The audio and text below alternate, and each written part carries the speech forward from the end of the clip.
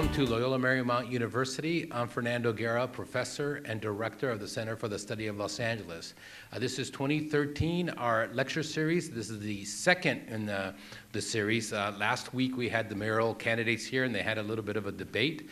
Today we have representatives from business organizations, and I'm going to go down and introduce them just by name and their organization. And then I think the first question we're going to ask them is to explain very briefly what their organization is. Sitting next to me is Toebben.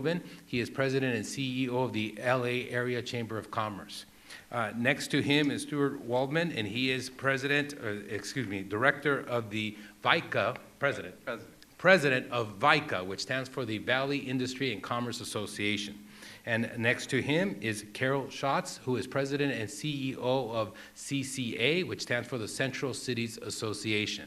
So very quickly. And the Downtown Center Business Improvement. And the Downtown Business Center Improvement. That means that she probably tries to get two checks, double dipping or something like that. Okay. All right. So let's start with Gary and the LA Area Chamber of Commerce. They just had a dinner last week celebrating their 125th anniversary. And Loyola Marymount University was one of the sponsors. Gary, just briefly, what is the LA Chamber of Commerce? What is this supposed to do? And how did you end up leading that organization? The LA Chamber, as you just noted, has been around for 125 years. It started when LA had a population of 50,000 people. We are advocates for business and for improved quality of life in the community. We have 1,600 members. They employ 650,000 people. And we have been working for 125 years to grow the economy in Los Angeles and make it a better place to live, work, and do business. How did you become the head of the chamber? I was selected 7 years ago for this position. I was running a Chamber of Commerce in northern Kentucky, a three-county regional organization just outside of Cincinnati. I have been running chambers of commerce around the United States for 38 years. Yeah, you know what?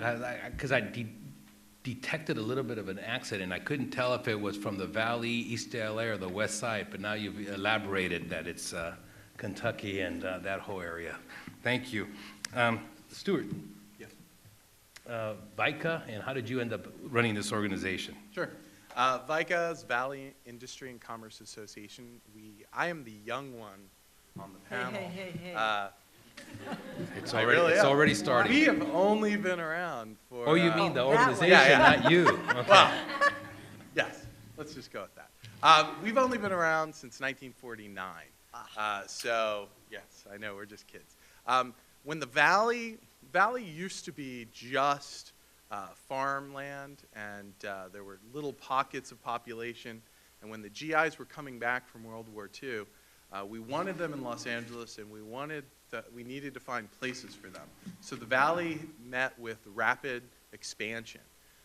Houses were built, and all these little 2-bedroom, 1-bath houses, or 3-bedroom, 1-bath houses. I don't know why anyone thought 1 bathroom would be a good idea.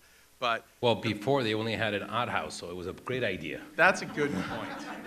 So when the Valley rapidly expanded, the business leaders in the area came together and formed what at the time was called the Industrial Association of the San Fernando Valley, to make sure that the Valley got its fair share and that certain items that were luxuries came to the Valley. So for instance, sewers. We didn't really have sewers. But with the rapid expansion and all these bathrooms, we needed sewers, freeways. VICA led the charge to get the 101 to come into the San Fernando Valley, which it didn't come into the Valley until 1956. It was backed up then as well, like it is now. So we've worked on a lot of issues. We protect the Valley and work for the Valley, but we also work for business in the city. And the LA Chamber and Central City Association are our key strategic partners, and we often are on the same sides working together. I came from politics. I got my start in 1991 on the Bill Clinton campaign. He won, so I felt good about it, and continued working in politics. I ended up becoming chief of staff to the Speaker of the state legislature in California, and ended up spending 11 years working for the state legislature, which was a great experience. And then lucked out. Right when I was looking for a job, the president of VICA decided to quit, and I went through a grueling process and and was lucky enough to get the job. Carol, the Central Cities Association, and that other one that you The mentioned? Downtown Center Business Improvement District. Central City Association is will be 90 years old next year, and it is a business advocacy organization promoting the economic well-being of the city of Los Angeles, but also the sort of champion of downtown Los Angeles. In the 1920s, a group of merchants, because until about the 1950s, downtown was the retail environment for the city of Los Angeles. There were no suburban malls, and all of the stores were downtown. Decided that they wanted an association that could more directly focus on downtown business. We have been the architects of the downtown revitalization that I hope many of you have experienced. How many of you have been downtown to go to our clubs and restaurants? You know, I was born and raised in Los Angeles, and I'm a little bit older than everybody here. You just didn't go downtown when I was your age or younger. You just didn't go because there was nothing here to do except to work. Central City Association focuses primarily on policy to support economic growth and a strong Los Angeles. We focus on the city largely and local government. We have strong ties to the state and to our state legislators and federal legislators that represent the area. I am the first woman to run Central City Association. It was, and I've been running it for, my God, what has it been now? 16 and a half, almost 17 years. It was the quintessential good old boys club when I became the first woman. CEOs of all the major companies who were male had, been supportive of the organization and had been running it. About 15 years ago, I started a business improvement district. Do any of you know what that is? Also known as a BID. The BID. So a business improvement district is a financing mechanism for commercial areas in distress. And you can look, many of you I'm sure have been to New York, but you're not old enough to remember what New York was like in the early 90s and the 80s when it really had fallen on very bad times. So several business improvement districts went into being in New York. Now Times Square is a great place, and and bids are everywhere. What is it? So the property owners in a defined geographic area decide that they will assess themselves, essentially tax themselves over and above the property tax.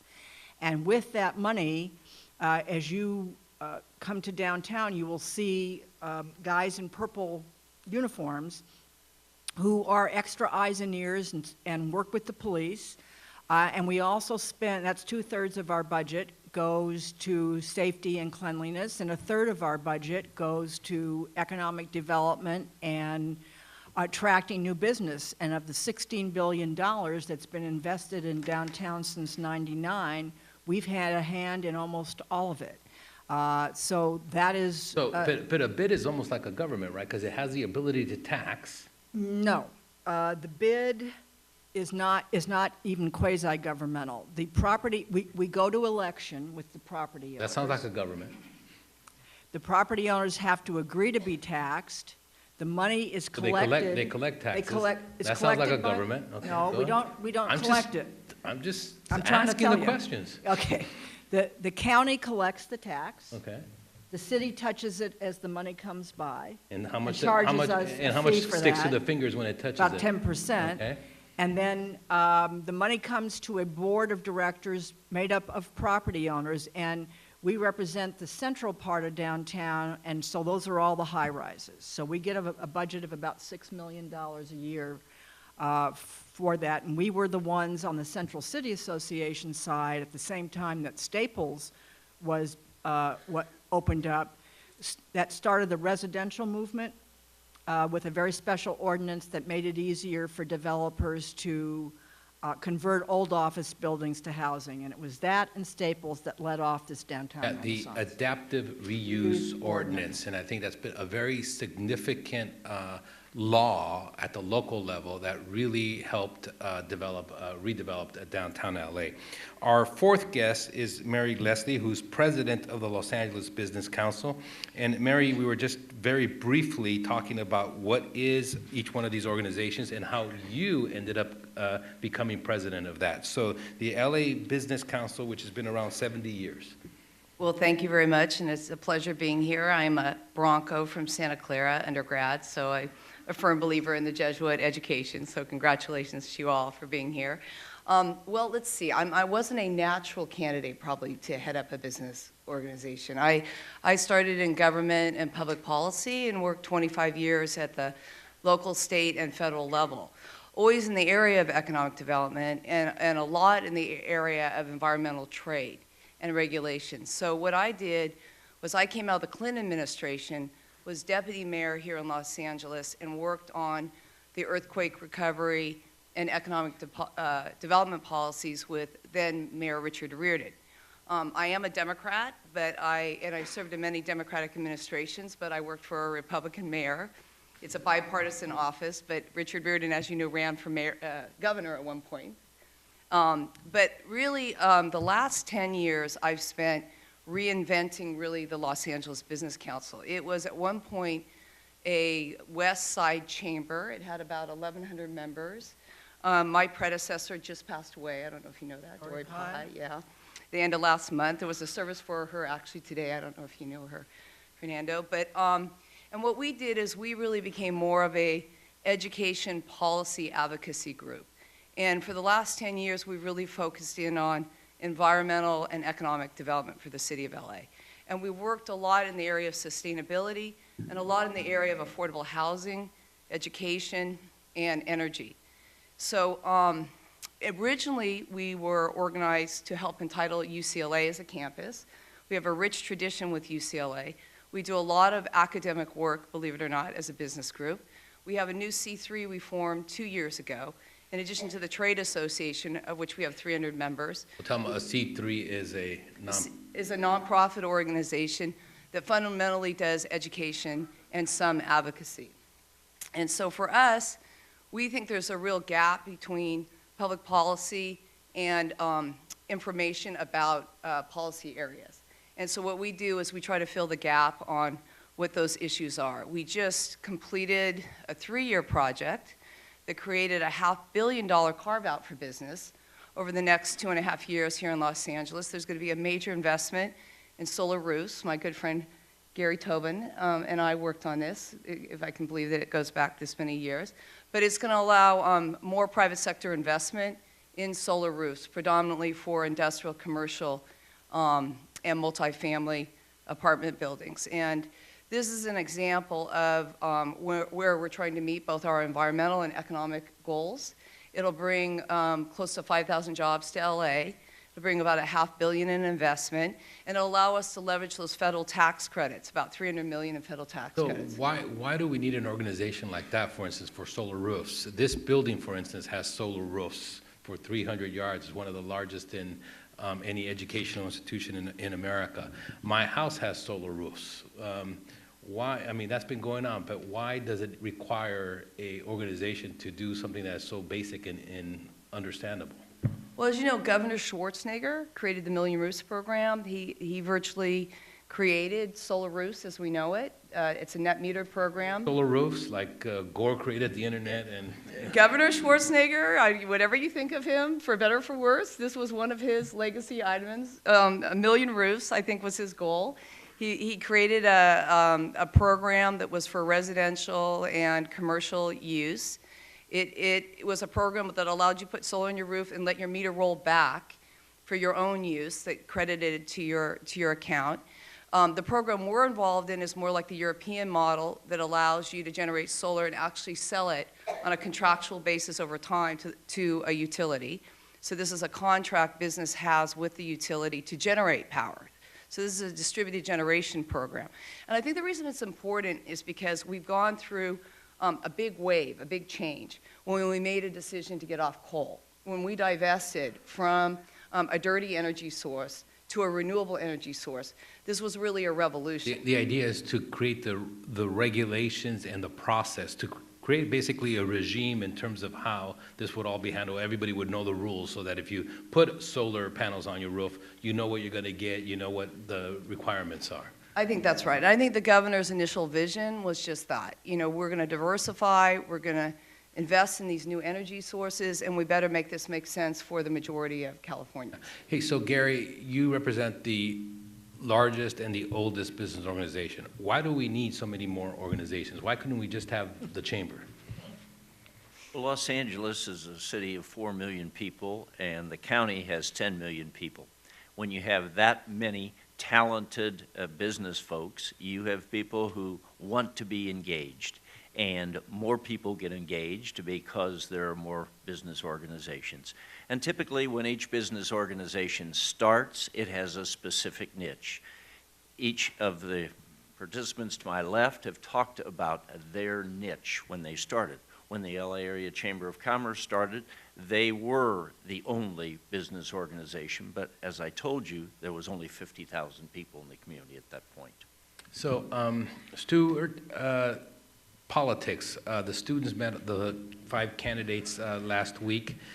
Does your organization take a position? I already know that you do, but can you tell them what the position is going to be for mayor and how you came about doing that? Sure. VICA has a PAC, and I think What's a PAC? Political Action Committee. We are a democracy. Any VICA member who wants to be on the PAC board can contribute money and get on the PAC So wait a board. minute, democracy, you got to pay to get in, though. That's how democracy works. Oh, okay. If any of your professors are telling you otherwise, they are lying to you. I hope you're not one of them. Oh, that's recorded. Great.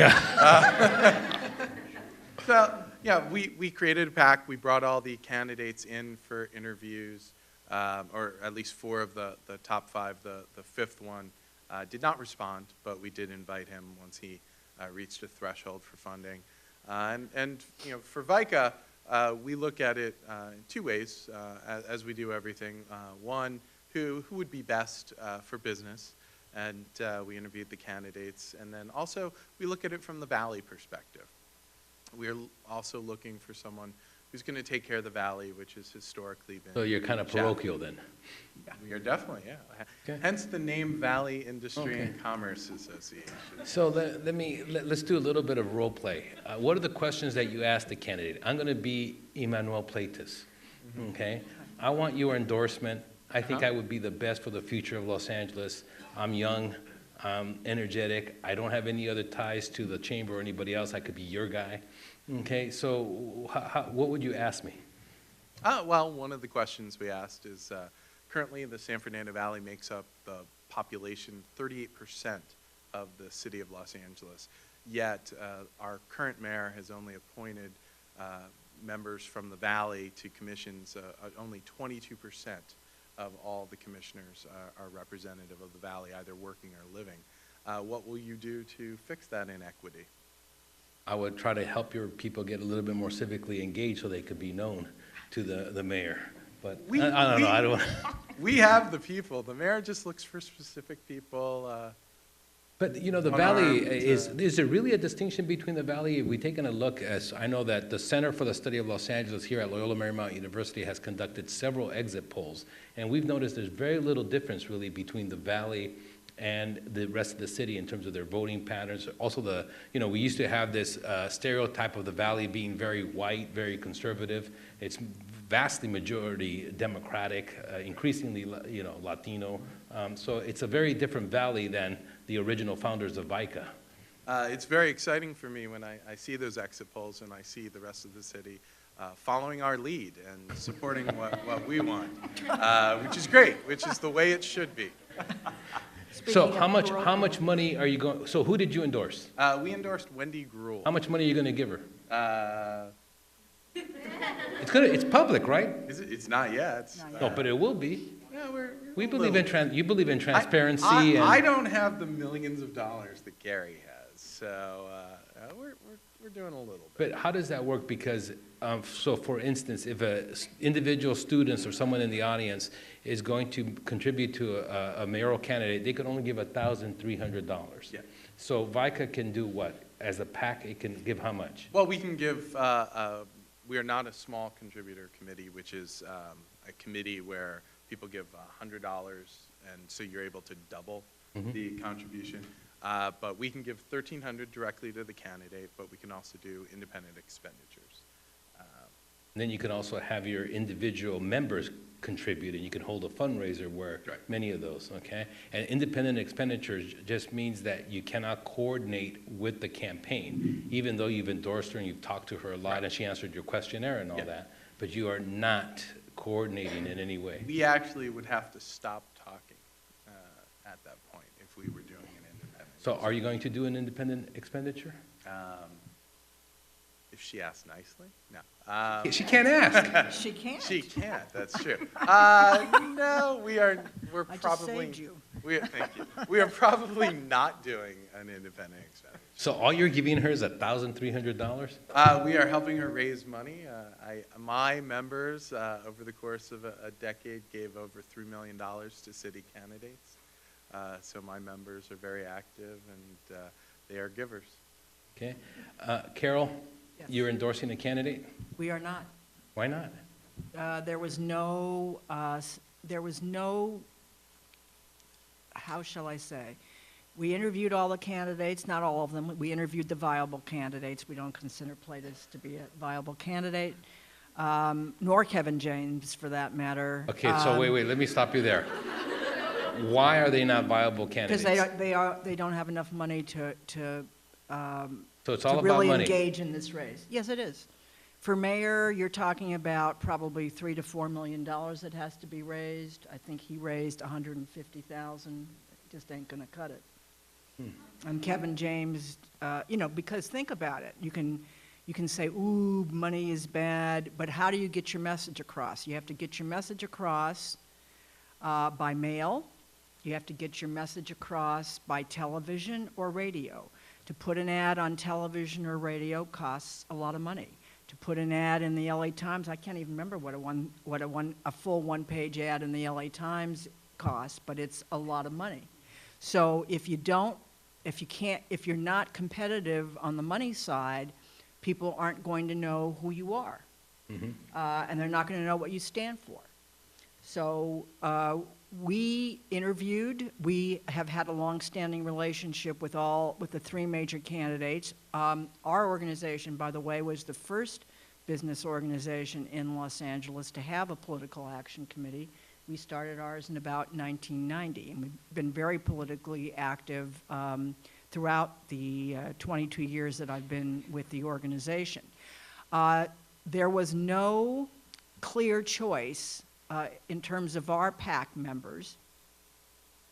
And so we stayed out of it and will. You have hosted a fundraiser for several other candidates. We are hosting fundraisers for city council candidates that we have endorsed, but not for a mayoral candidate. Okay, so I'm a little bit taken aback because I know the Central Cities Association and I know Councilwoman Jan Perry has been an incredible advocate for downtown LA. That is She's done an correct. incredible job. Right. And she has worked with the Central Cities Association on many of these. So just on the basis of that, given her past history, you should have, you could have endorsed her.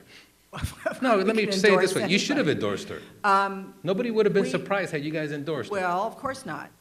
But we went around the room and we asked every PAC member what they wanted to do, and all of them thought that we should stay out. Most of them, I would say, at that time, were supporters of Wendy Gruhl. So, there you Mary, have it. your organization is a nonprofit, right? I have a C6 and a C3. Okay. Yeah. So what are you We all doing? have that. What are you doing in your What are you doing for the mayor's race? Well, you know, it's interesting. We made a decision 10 years ago when we were reinventing to not endorse candidates, and not to create a PAC. And we did that because we were reforming as an organization, and we thought it would be too divisive. And over the years, I've kind of gone back and forth on the wisdom of that. But overall, I'm kind of biased to the wisdom of that, because what we do in lieu of that is that we do a candidate series, and then we let our members decide and have their own events. And then our members can follow our other members. I mean, myself, I have a 20-year relationship with one of the mayoral candidates. I was an early supporter of hers, and you know, each of us, my chairman's son works for the other candidate. So, you know, you can see how tough that can get, you know, when you have people that are so personally related to other people. So I think for us, it was a good decision. I think it's great that other business groups, however, do endorse and have PACs, because I do think it affects what people do once they are in elected office. But for us, I think it was a good decision. So who are you going to vote for? I'm gonna vote for one person, and my chairman's gonna vote for the other person, and we're gonna count each other out, basically. Endorse somebody. No, Did we you don't say endorse. No, we did not. We don't as an organization. Yeah, it's like self-counseling marriage. Each of us have the other candidate, so that's what's gonna Carol, happen. who are you going to vote for? None of your business. You are a public figure. People not a look to you for your opinion, and I want to know. I'm sure you do. You get paid the big bucks. You know, I want to know who you're going to vote for. Not big enough for the heartache of working with city government, but that's none of your business. I'm voting for Wendy Gruhl, damn it. Gary? I'm not going to say. So let me describe this narrative. Los Angeles historically was known as a very anti-union town in the teens and the 20s, et cetera. Obviously, unions I think by the 1950s, about 25% of the workforce in Los Angeles was unionized. Today, it's only about, you get different figures, 12, 15, even 18%. But a majority of those union members are in the public sector. The private sector unionization has continued to decline. And so we've seen the rise of quote-unquote union power. When you think about the mobilization that's been going on across the country, LA is the center of union mobilization with some of the youngest, most articulate, best organizers. And the rest of union America looks to Los Angeles when they want to see how to formulate success. While this was happening, there's the argument made that around the 80s into the 90s, that business began to abdicate its power or to reduce its civic engagement, that the number of members in the LA Chamber and some of your organizations declined, that the leadership wasn't up to par, that there was a lot of things going on, that many corporations left Los Angeles, that it was just that business environment, business community was generally in decline. And that it's only been recently that's been a reinvigoration of the business community, mainly because of the four of you and your organizations that are here and a couple of others as well. Why did business kind of wither away for a while, and what began to bring it back? Or do you even agree with my narrative? I disagree with your narrative. Business didn't wither away, but the business community in Los Angeles changed. Well, but I mean business advocacy groups like... Business advocacy did not wither away. But there was a major change in the public sector unions that you talked about, and we went from a situation where the business community had the majority of the money to wage campaigns to a place where where the unions had far more money because... Okay, but wait a minute, I gotta stop you there. You're telling me that unions have more money than the business community in Los Angeles? Yes. That's not true. Without a doubt. Unbelievable. I'm telling you, How could that be? how can it Because be? I get it from every union employee on their in the payroll. How many businesses exist in Los Angeles? Hundreds of thousands. So, So collectively, business owners, corporate America has much, much more money. Now, they may not put it into politics like unions do, and that's a decision that businesses have made not to get engaged in politics. And that's what part of my narrative. They decided to disengage. You're telling me that... Let me respond to okay. that. There's a very big difference in how business engages financially with politics and unions. Unions have the ability to require everyone who is in that union to pay dues. And that's a good thing? I'm not editorializing, let's just talk about the mechanics. So if you have 10,000 dues-paying members and you can get an automatic amount of money from them in every paycheck, that is a fund that business cannot match because, let's say you are a medium-sized corporation that has 100 employees. You might have a political action committee that the employees may form one, but maybe they'll give $50 or $100 at a time.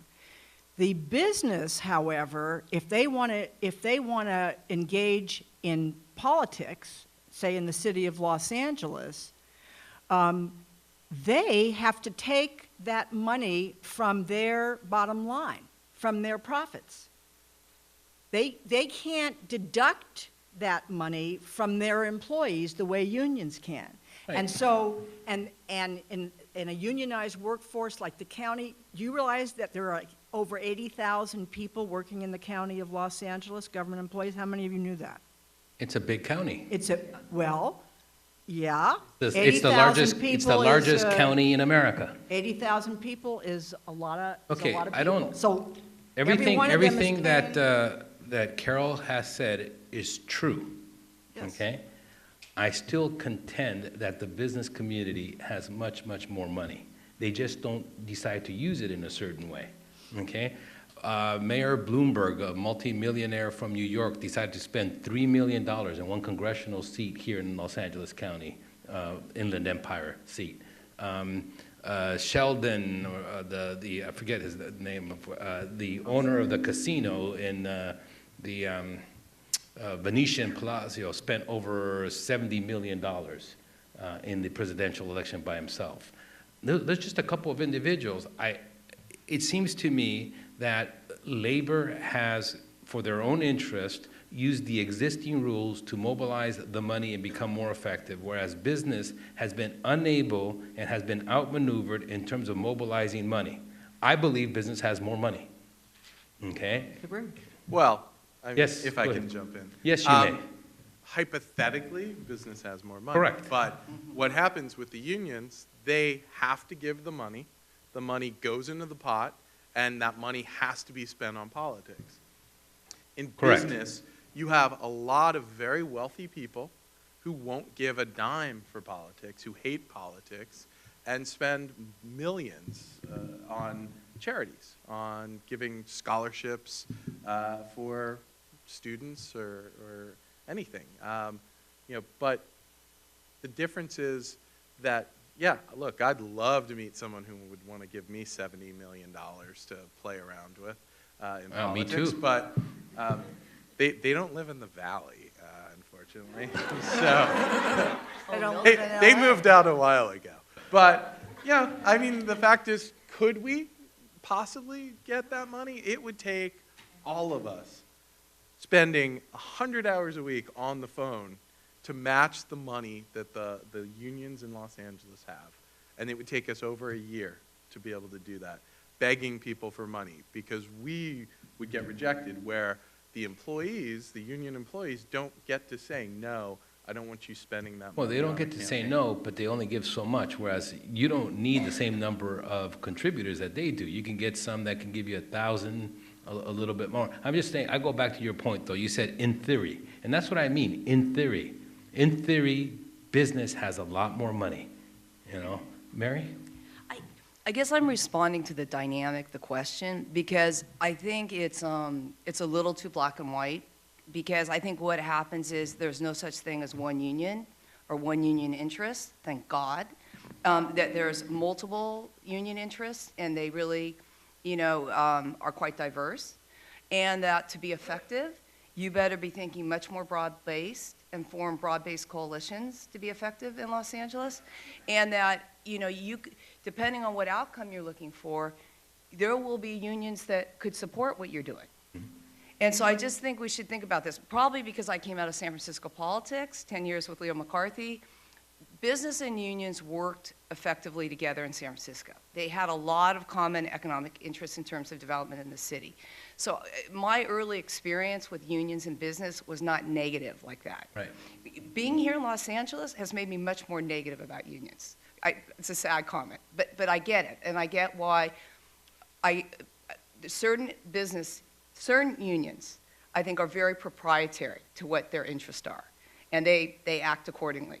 I don't think they necessarily act in accordance with their fellow union members and what they care about, and I think we do have tremendous mutual interests. Right. So I guess I would just break apart from the dynamic a little bit about the subtlety about it. Yeah, Carol? And I grew up in a very, very strong union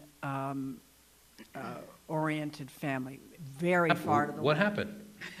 I worked and realized what was happening with the union movement here in LA, and it is in a very different place than, this isn't the 1930s anymore, when you really did need a union movement because people were being exploited, and it was, shameful, the conditions that workers experienced. But There's still some areas There's where you still do some- like the car wash yeah, or, well- some areas. Unionize the car wash, really? Yeah. I just read an article about that. I don't know what's going on. Whatever I read. But let's look at the impact. It's not a question of unions being bad and business being good. It's a question of how they affect the health of the city, how we affect the health of the city. So right now, for those of you who watch your own debate and maybe watch some of the others, you know that we are experiencing in Los Angeles, and will continue to experience in Los Angeles, even if this half-cent sales tax passes, a very significant budget deficit.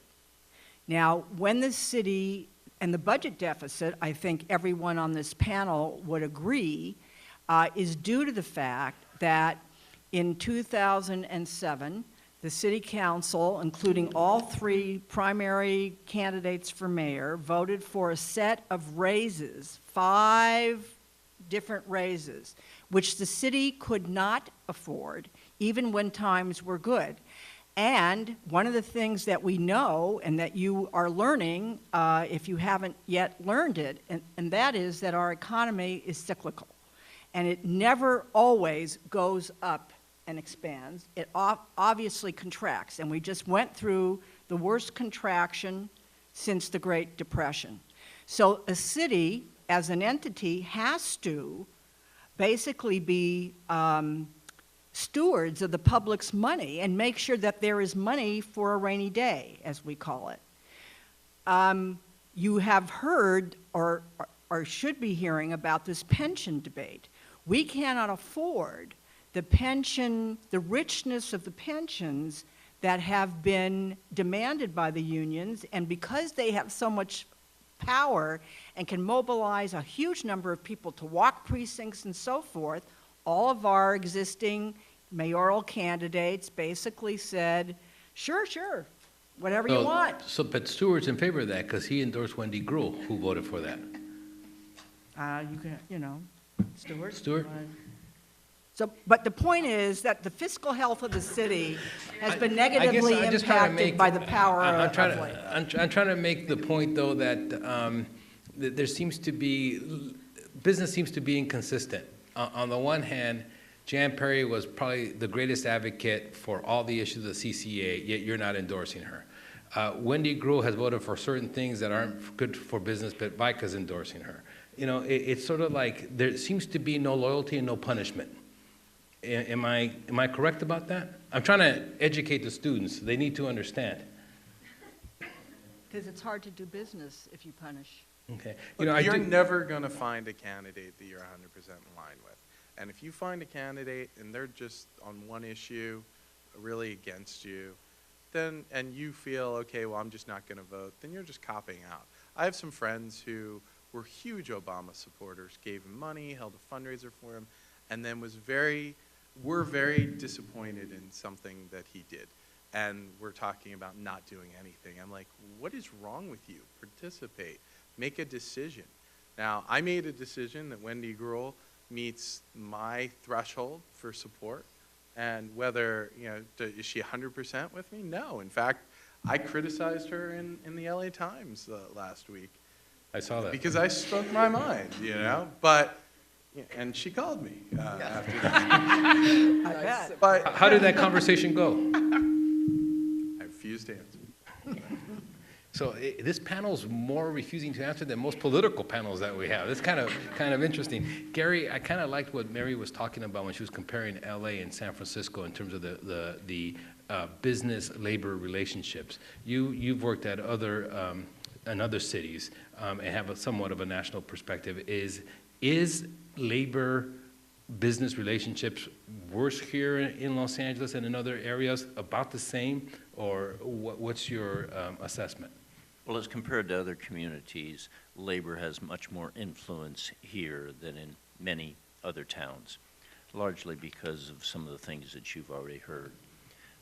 We often oppose labor on their issues, and sometimes we work with labor. Right now, between all the business organizations here and the Chamber and Labor, we are supporting the modernization of LAX Airport. Those of you who live out of town perhaps fly into LAX when you come to school, and we have a lot of work to be done.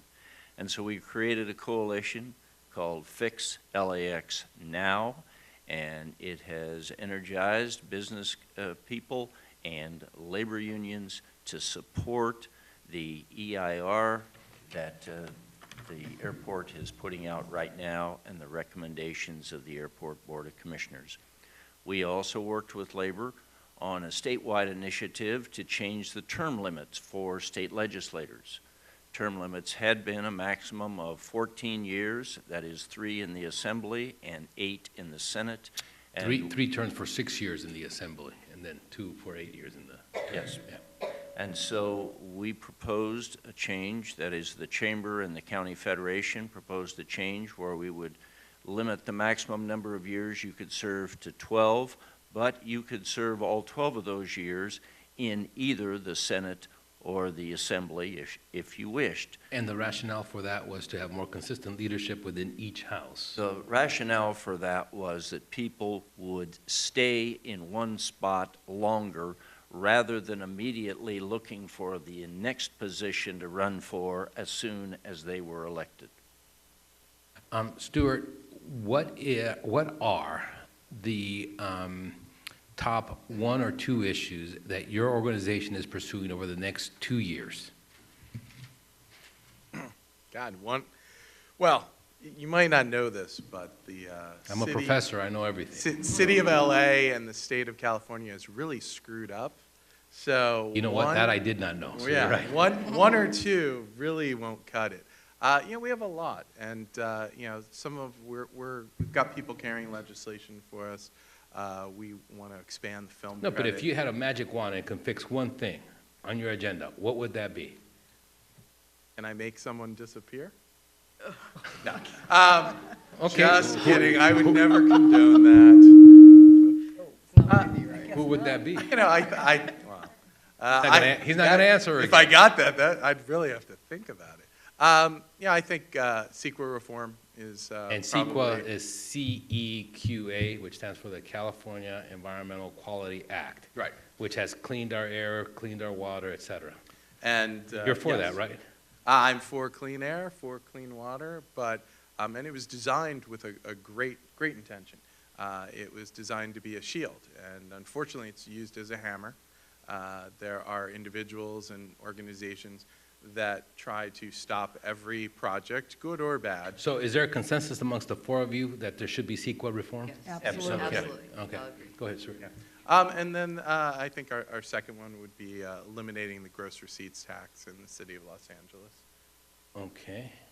We heard a lot about that in the debate. Can you explain how the gross receipts tax works?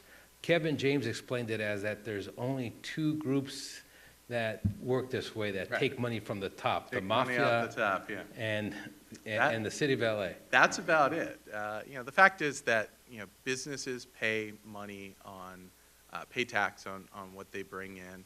And, Which is okay. Businesses should pay tax, right? Yes. So we're okay with that principle. businesses should pay tax. Okay. But what we do in Los Angeles is we really stick it to business at every level. And so business ends up But looting. how did that happen? How did the business organizations allow that to happen? When did the gross receipts tax Well, I get wasn't here, established? so. Okay, when did it get established? God, it's been years and years, forever, in the 30s, right? Yes. And labor was very weak back then. I'm not even that old. Okay, so the gross receipts tax emerged during a time when labor was almost non-existent and businesses were dominant and the city was growing. And so it seemed to work. Why is the gross receipts tax not working today? Well, because all the cities around Los Angeles charge less or don't charge it. So So the what free we have rider are problem. people who are going to Glendale in the valley. They're going to Glendale, they're going to Burbank. In Calabasas, they don't even make you register as a business. They can't even tell you who's a business in Calabasas. Okay, but wait a minute. So do we have proof that this happens? Do we have a data, a study? Well, I told you it did. Well, because I was reading, interesting you say that, I was reading a study by Beacon Economics, a professor from UCLA, the Anderson Forecast. Thornburg? Yeah, and he was very clear that he could find no connection with the gross receipts tax and businesses either moving in or leaving. Chris is wrong. I don't Yeah. think that's true. Well, Especially for small businesses. I think- It makes a huge But difference. Mary, aren't you going to defend the UCLA Anderson Forecast But and the not that business one. school? Oh, okay. But I have another one I will defend, Uh-huh. that Paul Habibi did on livable communities. When it's my Okay, turn. so, Fernando, do you guys understand the gross receipts? First, explain the mechanics of the gross receipts tax, Pretty simple. okay? Every dollar you take in, you pay a tax on. But Whether that happens to me too, as whether- I pay, every dollar I take in, I pay a tax. That's not true. You have deductions. Businesses don't have them. They're paying them off the top. Like, Oh, so that's the big difference. So I get paid can by, make not very nothing. much, but I get paid by Loyola Marymount University. I looked you up. It's a lot more than you think. Oh, okay. You all looked him up? It's public record. No, it's not. We're not UCLA. That's Who's not got true. Google? Do Go not- for it. This is not Cal State LA or UCLA. $10 to whoever finds it Yeah. first. So, just to maintain the analogy, I get paid by Loyola Marymount University, but I don't, for every $100 I make, I don't pay tax on $100. I get to deduct my mortgage, I get to deduct charitable contributions, I get to deduct other things, and then whatever that number becomes, let's say 75 cents, I pay out a tax on that, right? What you're saying is that the gross receipt tax is that as soon as you get a dollar, you pay a tax on that dollar, you don't get any deductions. The other thing is that when this tax was put in place, California didn't have a lot of competition. Between the weather and the resources in this state, people were flocking to California. Over a period of time, other states got smart and other cities got smart, and they said, those folks can't live on good weather forever.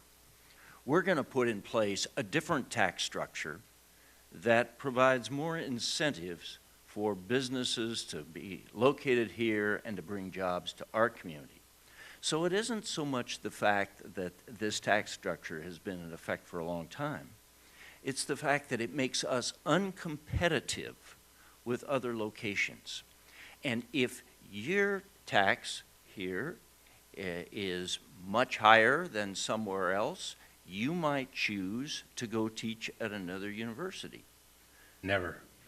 But Carol, I'm gonna, one Yeah. second. So the data shows that Los Angeles creates more new businesses than any major city and creates more businesses per capita than any major city. So how, it kind of doesn't go with what you're saying. Carol? But when you start a business, you're not paying much tax.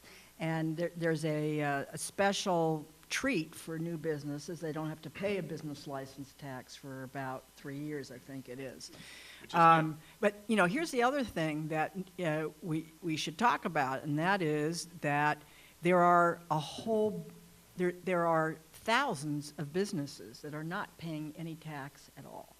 And that means that the burden on those that are is much greater. There's a huge underground economy, and people just aren't paying. And that is, and that really reduces the number of people who are paying the tax. And everyone needs to pay. It's like it's fairer to have everyone pay a little less, but pay into it, than having just a few paying to make up for those that are not paying. So do you actually have a proposal of what a new business tax would look like? No, I do not. Do you? Yeah, our group supported the proposal by the BTAC, Business Tax Advisory Commission, that would Phase it out, you're phase talking it, about. yeah, would phase it out. So there'll be no business tax? Yeah. Okay, I'm not for that. But Over hold 15 on, years. I don't want any of you thinking, and you're kind of making it sound bad.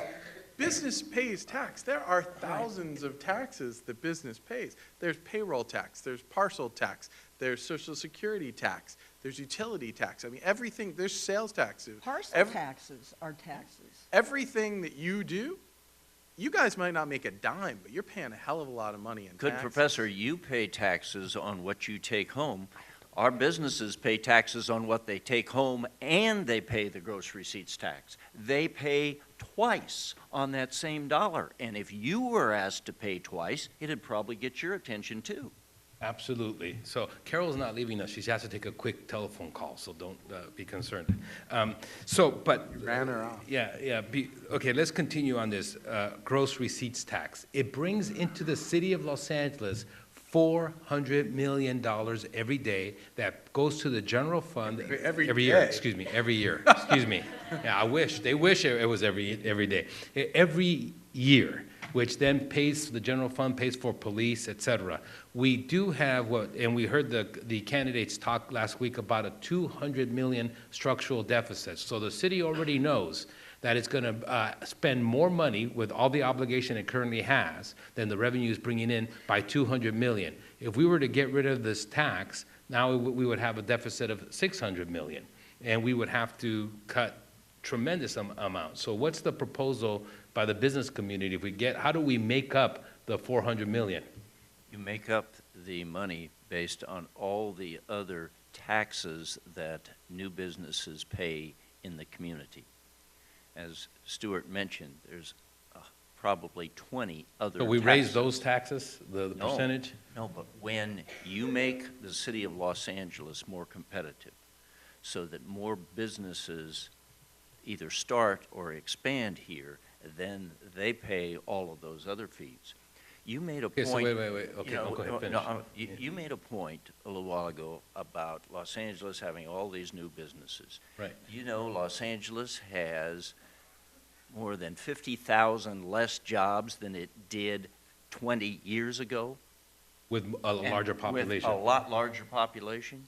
So you explain that. So that maybe Why it's- could that be? Well, I'll explain. Part of the answer to that is that we have more owners self-employed, and so that those jobs don't get registered. That's number one. Number two, we have an aging population, so there's more retirees. And three, we have a growing underground economy. And so all those three can explain partially. I'm not sure that it would explain all of it. Yeah. Well, I think the problem is you're using simple math. If you're taking in $400 million and you stop taking it in, then the sky's falling because you don't get any more money. What ends up happening is that more businesses are going to come into Los Angeles. They're going to create more jobs. The tax base grows. it's better overall. Several years ago, and I wasn't around at this time, but VICA and the LA Chamber and all the business groups worked together with a lot of the city council, and we ended up cutting the business tax significantly. And at the time, we had people, just like you, saying, well, if you take that money away, how are you going to replace it? Well, that money blossomed. We brought in investment. We brought in more businesses, and our tax base grew. We're at a $7.2 billion budget right now. So you're a Democrat, right? Yeah, I'm a Democrat. Oh, okay. I just was, I remember the Laffer curve and voodoo economics during the campaign in 1980, where they had the same discussion, where the Reagan was running for president, and he said that if we would cut taxes, businesses would grow. And there's a big debate by academics, both conservative and liberals, even UCLA and USC, but even here at Loyola Marymount, where there's no consensus that would happen. Well, you're never going to find a consensus on issues Well, like that. academic literature is pretty clear. They don't think it's going to happen. Sure. So the fact is that we created jobs and we brought more money into Los Angeles. So are you saying that was dumb luck, or we won the lottery? Yeah, sometimes the things are just moving so well I that it don't was think going to happen. academics would support dumb luck as a principle. Sometimes we do, actually. When we get tenure, we're considered dumb luck. Mary? I want to raise something else. Does everybody get the wand? Yes. Okay, great.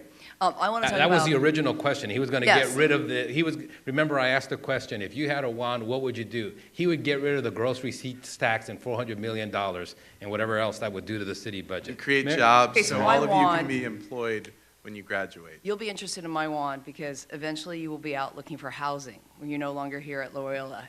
And what we learned with those good people over at UCLA, that other university, in the Anderson School, was we commissioned a study at the end of the year with Paul Habibi about what was going on in terms of the infrastructure investment we made. That Prop R that passed 2 years ago now, 2 years ago, that put $40 billion in investment into Los Angeles. And then under our mayor and... So remember, it was Measure R, it was countywide. Countywide. And it's a sales tax that then goes to transportation.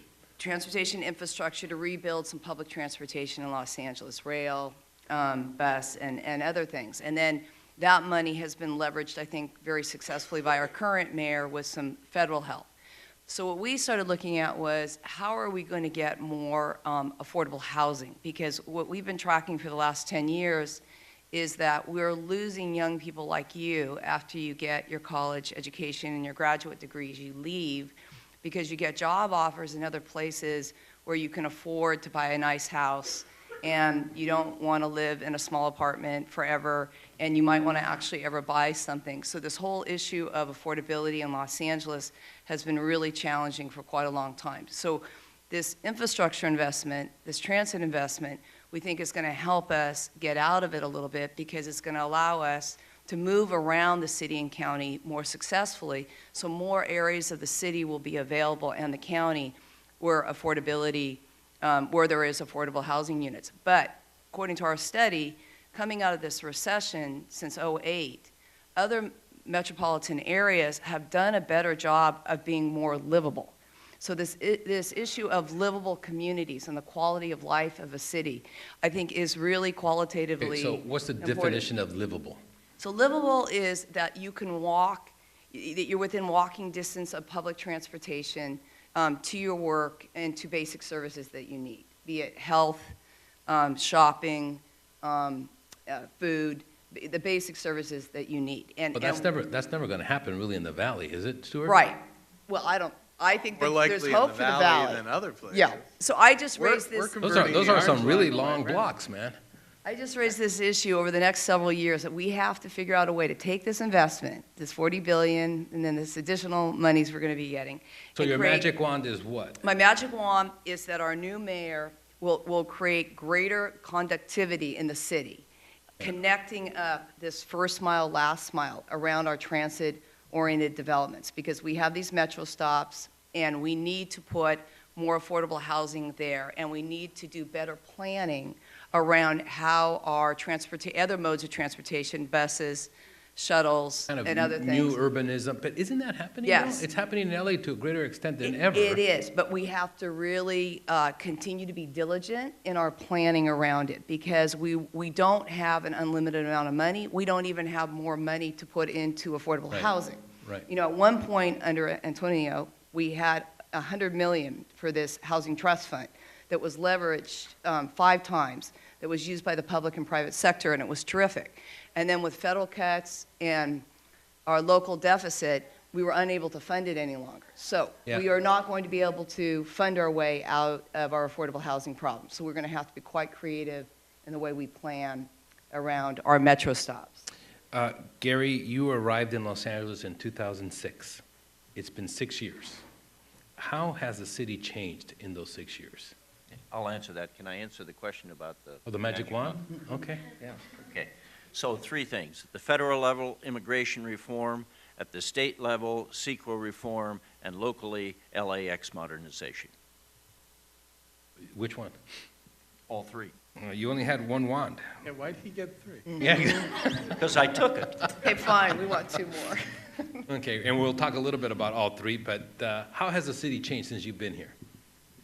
I think the biggest change has been downtown.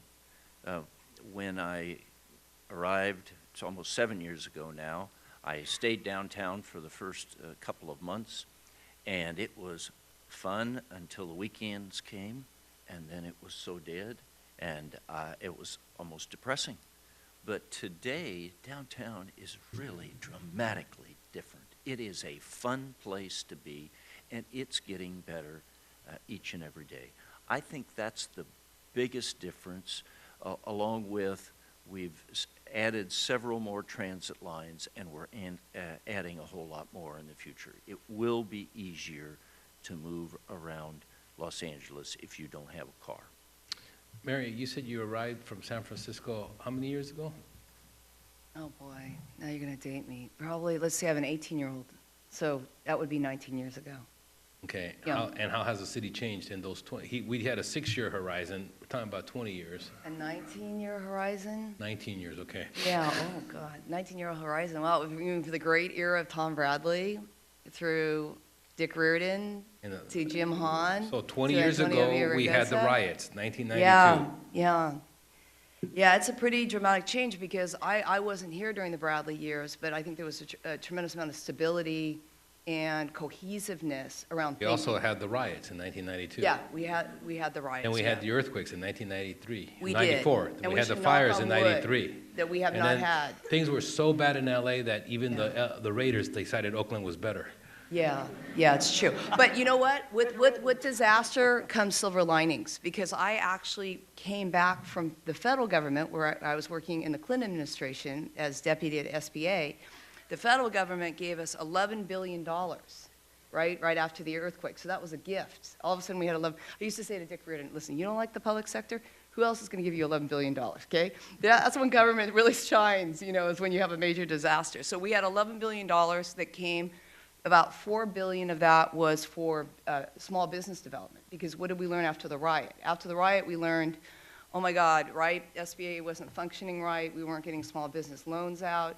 It was a big problem. We did not have that problem this last time, right? The small business loans moved effectively. We solved things really quickly. There was a very good working relationship between Dick Reardon and Bill Clinton. So I think those were good years, actually. Yeah. Yeah. So Carol, while you were gone, we asked about a magic wand, and if Stuart had a magic wand, he would reform CEQA. Mary would talk about Measure R and get it working in terms of more transit and housing-oriented transit and a more livable city. Gary didn't follow the rules, so he gets an F, but he took 3. He said immigration reform at the federal level, CEQA at the state level, and LAX modernization at the local level. I don't want you to get an F, so you have a magic wand. What one thing would you do? One thing. Wow. Well, speaking from just the downtown perspective, probably the most difficult issue that we are faced with, which, because we have such a huge concentration downtown, is the issue of homelessness and people living on the street. And it has a huge impact, first of all, on those living on the street. They are allowed to deteriorate and ultimately die in the public realm, which is, I think, unacceptable for a civilized society. It has a huge impact. You know, one of the things we're most proud of course, is that we've brought 50,000 people to live downtown since 1999. And like people in any community in this city or anywhere in this country, people want to live in a place where they feel safe and feel like they can raise their children, because we have people, young families starting out and living downtown, and we want to make sure that they are given the environment where they want to continue to live downtown as their children grow older.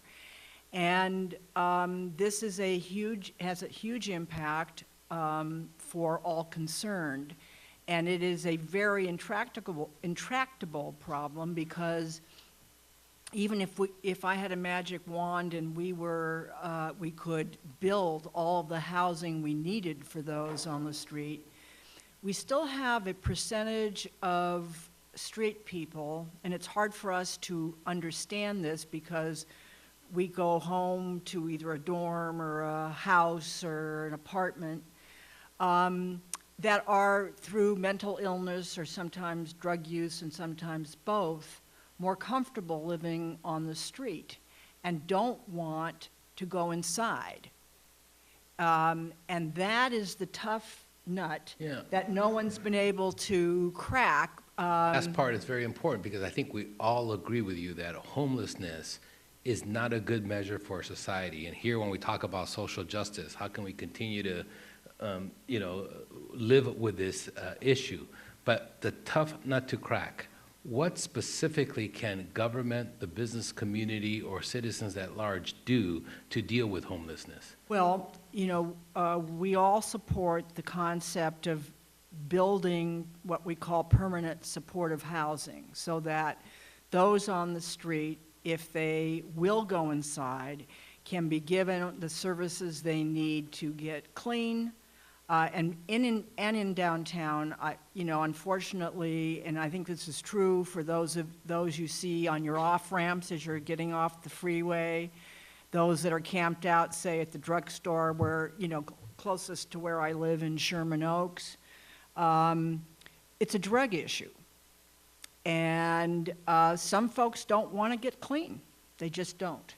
So we need more services for those who suffer from addiction. We clearly need more services for people who are mentally ill, but the pendulum has swung so that it is almost impossible to put someone away in a mental institution who is clearly a danger to themselves or others, because it's become so difficult to do that.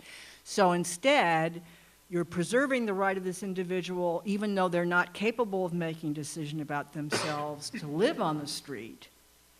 And in so doing, you are basically sentencing them to a pretty quick deterioration and probably death if they stay on the streets, for any period of time.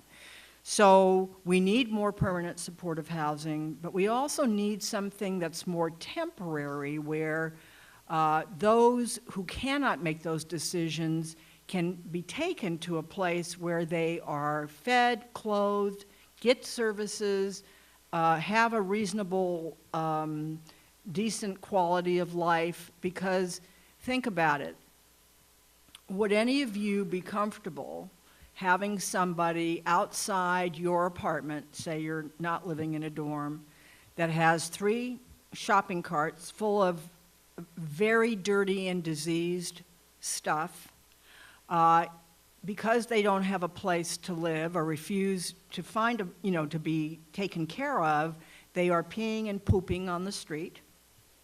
And that creates a health hazard for you. You must have been a mom, because you say peeing and pooping. So I must have been what? A mom. Yeah. So that clearly. I am. I was and I am. Yeah. It clearly, I mean, your issue that you're talking about clearly requires a magic wand, because Yes, that it is clearly an does. incredibly difficult thing. So we are here at Loyola Marymount University with Gary Toebben of the LA Chamber of Commerce, Stuart Waldman of VICA, Carol Schatz of Central Cities Association, and Mary Leslie from the LA Business Council. And we are talking about all kinds of different issues. There is, again, a narrative from my perspective that I am very optimistic. I mean, Mary and I were just talking about 1992 to today, 20 years. In the last 20 years, I think the low time for LA was 92, 93, 94, and I talked about it. The riots, the fires, the earthquake, and I joked about the Raiders leaving for Oakland because it was so much better. And since then, you know, crime has declined. It's at an all-time low today. The environment is better than ever before. The transportation system in Los Angeles is incredible. The ability for you to bike in Los Angeles in the last 5 years is just incredible. And I remember having this discussion maybe 5, 6 years ago saying, it'll never happen. It will never happen. But, you know, it's just incredible. Education is improving from the last 5 years, though, is nowhere near as good as it needs to be. And I can go on and on. I'm incredibly optimistic. However, there is a sense from some critics of your business organizations that you complain too much and you talk about how miserable it is and that you are basically downers, given how much LA is growing, downtown LA and everything. And every time you talk to a business organization, oh my God, too many taxes. It's so much better in Burbank. It's so much better in Cincinnati or San Francisco, et cetera, et cetera. Yet people continue to come. And people LA is got a great, great future. And so how do you respond to that, Gary? Well, LA does have a great future. And you must only be listening to a part of the conversation. That is true. So part of getting better is So are you optimistic? Yes, I'm optimistic. Part of getting better is recognizing where you need to get better. Fair enough. And if you put your head in the sand and say everything is perfect because the sun's shining, you'll never get any better. But if you're going to put your head in the sand, nowhere better than by the beach here at Loyola Marymount University. And Stuart. Well, I think it's easy to be so optimistic when you're not running a business or starting a business or have employees or starting. I guess it's just hanging out with young people makes me optimistic. And you guys hang out with a bunch of old crotchety optimistic, people, but go ahead. But a lot of you in this room are going to want to start a business in the next 5 to 10 years. And you're Yeah, going what to a have better to place make than that LA. decision. Do you want to be here or do you want to be somewhere that Is there wants any you? place better than starting a business in LA? Yeah. If you want to make money. Texas. I mean, look, if you want to have fun. Are you kidding me, Stuart? You're representing VICA, the Valley Industry Council, and you're telling me you go somewhere else to start a business? If I were starting a business, it would not be in the city of Los Angeles. Calabasas, Glendale. You know, we're not inviting him back. Okay. Anyway, that's it, Stuart. Carol. Yes. I am not that optimistic about the city because I don't see the hard decisions being made that really can right our fiscal course. That's just city government, I think though. the state, You don't think the business environment is vibrant and wonderful I mean, you talked about downtown. 50,000 people have moved to downtown and changed the nature of that place. I am very proud because we had such a critical role in making Absolutely. what happened in downtown happen. But you asked the question more broadly about whether or Yes. not, we are optimistic about the city. Obviously we are the biggest city, second biggest city in the country, and certainly the biggest city in the state. And I think I do take issue with Fernando, the taxing structure in the state, I think is causing many, both individuals and companies, to assess whether they want to stay in California. And they are being recruited heavily by other states. Texas just ran some advertisements. Yeah, but come on, it's Texas. I mean, I know we shouldn't be cavalier about it, but When you work Texas. hard, when you work, well, Austin's a great city. Houston, Okay, I one, don't Austin. quite get, but, Okay, Houston is not a great city. No, because you gotta be Houston is not a inside- great I'm city. from Talk- Houston, and it is not a great It city. is No, not a man. great city. It's It's humid, they have worse freeways That's than us, right. no transportation, they're more spread out agree. than, Houston sucks. I agree. When I went into those, what do you call those underground Pathways, pathways, tunnels. and I thought to myself, but wait a minute, it's Texas, so like how cold could it get? And they said, no, it's not because of the cold, it's because of the humidity. I went, oh my God, how terrible, I mean, I would never want to live there. Okay, but there you know? seems to be, okay, I'm a little bit concerned about this race to the bottom. Just because Texas says we're going to cut rates and we're going to do less regulations, that California should do that. I mean, I'm not in we shouldn't compete to be the least regulated, the least taxed state. We shouldn't do that. No one starts a business with the intention of failing. That's correct. They start a business with the intention of succeeding. And, look, the fact is you're giving all the reasons why you should live in Los Angeles. And I agree. But you're You not did- giving you the didn't a reasons. second ago. You're not giving the reasons why you should start a business in Los Angeles. Okay. Different. Mary?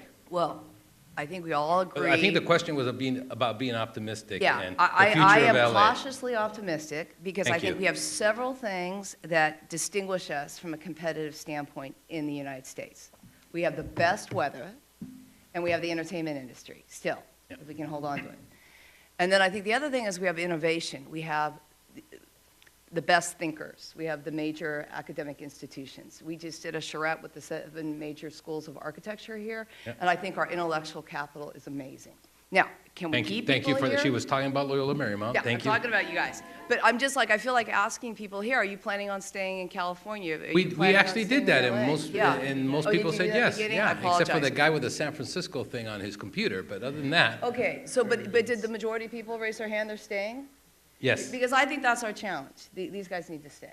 Because we're absolutely. only going to be as good as our ability to think our way through our challenges. The scary part, even though it's better, is what's going to happen with our school board in a month and a half. I think we've sustained change, and we need to sustain it. Correct.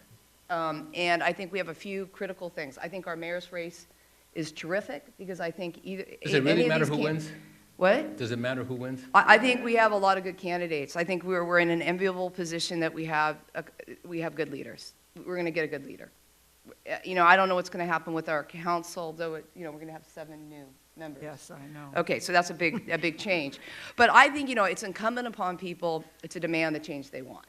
Being passive, like Stuart was saying earlier, is not, this city's going to be as great as people's willingness to work hard. But think about how many people are not engaged. Well, That's my true. point. That I'm is, telling you. my own It's son your future. is Decide if a you're little going to older engage. than you guys. He is 25, is going to be 26 in October, and I told him that if he didn't vote, I was cutting him off. Right, what was that? Yeah. Cut him. And, Harsh, little harsh. Is and, that legal? And he's got to show you the little. yeah, absolutely. You want to see the But it sticker. bothers me that coming out of the family he did with his, with my husband and I, so involved in politics, we read we read what we need to read to understand what we're voting on. I mean, in my generation, the baby boomer generation, your right to vote is such an extraordinary right, and I hope that every single one of you appreciates how extraordinary it is. I went to one inauguration. It was Bill Clinton's second inauguration. I had never been to one before, and I started to cry when I looked around me and saw, millions of Americans around me, the Supreme Court, the Congress, and this very peaceful transfer of power, because compared to, look what's going on in the Middle East, look what's going on in Latin America and other places. It is extraordinary, and the fact that, people, my son doesn't seem to be interested. I don't know how many of you are or your friends are. Well, most of It's them are it's here. I scary. mean, It's yeah. scary to me that there's not an appreciation of how special Well, the we're rights gonna- we have as Americans are, and We're we going have to to fight prove for them. you wrong right now because we're going to ask students to come up here and ask a question. okay, or ask questions. And if that's not an incentive enough, we're going to, most of us who are, if you're in a class, you get extra credit for asking a question. So we'll use that incentive. But as they prepare their questions to ask, what is Los Angeles going to look like in 10 years? Gary? I mean, there was a great announcement at your dinner. It was phenomenal. Tell the students about this announcement. It was the Korean Air Wilshire Grand project. Wilshire Grand's a hotel downtown that's been there for about 40 years, I believe. And they'll be building a it's about 78-story building with the tower, and it'll be a hotel and office space. It'll be the tallest building west of the Mississippi, right? And a $1 billion investment. Hello. Thank you for being here. My name's Kimberly. This pertains to your magic wand, Carol, in regards to homelessness and mental health. Recently, they cut Medi-Cal, and they gave more money to PEI. What's I don't know PEI? You know what? Okay, well, kind I of, tried looking it up, but I can tell you what it is, but I can't tell you what it the stands acronym stands for, that's fine. But it allows more benefits for college students, as far as in the medical field, college students and anybody that doesn't have a past history of schizophrenia or any of those mental illnesses, particularly what you're speaking about, you know, the people that don't want to get help because they don't know that it's there. Are you aware of this, first of all, of this cut? You are? Okay, awesome. Just because my mom works in the field and she's like drastically dealing with it. So I was just wondering, what do we do about that? Why did we do Okay, that? How is this supposed to? Yeah, let me broaden the question a little bit so that Thanks. students understand. No, it's a great question. It allows me to segue and ask, the city of Los Angeles is so dependent on things that happen at the state and at the federal level. So like this particular example, you know, they can change something and has tremendous ramifications for the city of LA. Are there other examples in this, Gary? And then maybe that you can, I mean, CEQA, you talked about CEQA being, that's a state law. And then state legislatures are always passing laws. And we have, so do you guys go to Sacramento? Do you go to DC and do you try to talk to those individuals? Because obviously LA is not an island on its own. Well, there are so many examples of this. Last year, the state eliminated community redevelopment agencies Right. because they wanted CRA. that money to go somewhere else. The Medicare that you're talking about, the funding was cut to help fund other components of the Affordable Care Act because they had to balance the budget, so you cut some things and you add money to other things, and Medicare was one of those things that got cut in that particular process. It happens all the time. There were prisoners released from the state prison and sent to the local jails, the county jails, because the state didn't have enough space and they didn't want to spend the money. And so then they sent those to the county jail. These sorts of transfers of responsibility, with or without money, happen every day. That's amazing. Anybody else? I just think the understanding about the purviews of who has what, you know, that the federal government and the counties work pretty closely on healthcare issues. That's where the money goes from the federal government to the counties.